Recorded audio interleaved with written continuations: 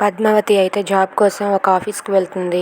Excuse me sir అని చెప్పి తన రెజ్యూమ్ పట్టుకొని అతని దగ్గరికి వెళ్తుంది.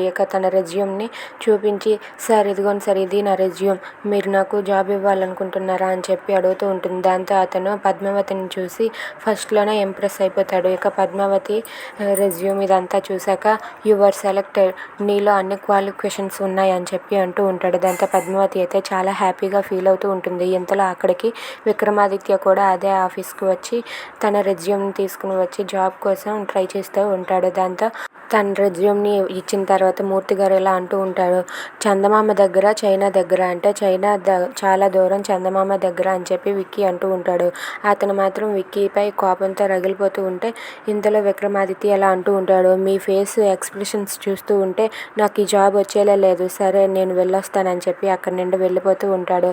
ఇంతలో ఆయన ఇలా అంటూ ఉంటాడు, యు ఆర్ సెలెక్టెడ్ అని చెప్పి విక్కీని కూడా సెలెక్ట్ చేస్తాడు. Thanks for watching friends, please subscribe.